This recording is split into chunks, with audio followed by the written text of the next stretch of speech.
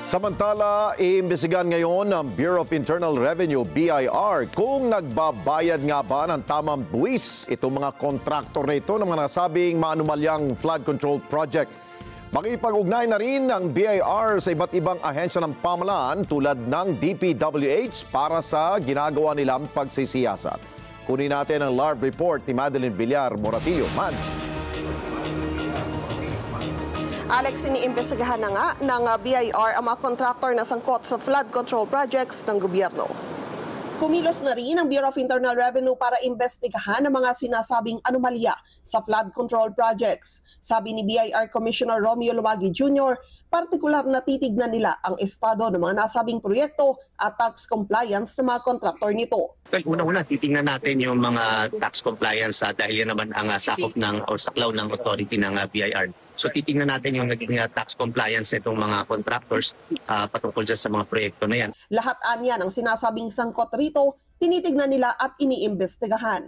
Tinitingnan natin lahat ng inilabas na listahan at ginagawa natin, sinusubaybayan din natin yung mga ginagawang investigasyon ng Senado at ng Kongreso at lahat ng mga sinasabi na at involved at mga potentially problematic ay tinitingnan at iniimbestiga natin. Gaya na lang anya ng mga nabunyag na ghost projects. Malinaw naman anya ang definisyon ng ghost project, mga proyekto na hindi napatupad at walang aktwal na gastos. Para sa amin, ang pag sinabing ghost project, wala naman talagang ginawa. So ibig sabihin yan, walang ginastos patungkol sa proyektong yan at pinayaran siguro sila pero walang ginastos sa project na yan. So dapat wala silang madidisalaw yung mga expenses dyan saan. Makikipag-ugnayan na rin ang BIR sa iba pang ahensya ng gobyerno gaya sa Department of Public Works and Highways o DPWH. Sabi ng BIR, ang mga makikitaan ng paglabag pwedeng maharap sa tax evasion case. Balik sa inyo dyan, Alex. So ang iimbestigahan lang dito, Mads, ay tungkol lamang sa mga makikitang may anomalous dealings. Pero kung hindi ba ito para sa lahat, Mads?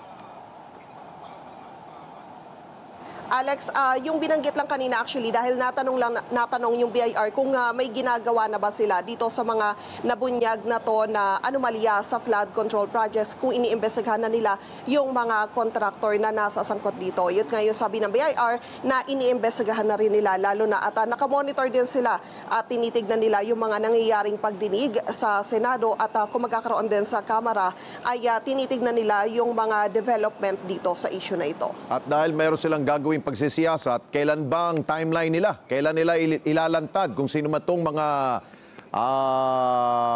contractor na delinkwente sa pagbibigay ng buwis sa taong bayan? Sa ngayon ay hindi muna nagbigay ng timeline yung BIR dahil magsasagawa muna raw sila ng mga investigasyon at hinihingi pa kasi nila yung mga dokumento dahil developing pa ito ay nakikipag-ugnayan din sila sa DPWH yung mga kinakailangan nilang dokumento para makatulong sa kanilang gagawing investigasyon. Siguro simulan nila doon sa nabuking ng Pangulong Marcos Jr. doon sa Baliwag, Bulacan. Pwede na kagad nilang silipin yun, di ba, Mads? Yes, tama ka dyan, Alex. So, yung mga nabunyag na mga ghost project, kung may lumabas talagang pondo, dapat nakapagbayad sila ng buwis. O pati napansin mo rin, mali yung ginamit na resibo. Official receipt pa. Ang ginagamit natin ngayon, invoice na di ba?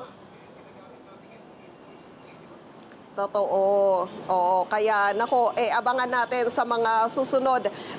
Kung kasi kapag nagpa-file kasi yung BIR, kumbaga parang surprise. Ayaw nila munang magbanggit ng pangalan ng mga kumpanya. So antabayanan natin kung sa susunod ba meron na silang masasampulan. Okay, maraming salamat sa iyo, Madeline Villar Moratillo. Mata natin, dyan po sa DOJ at sa BIR.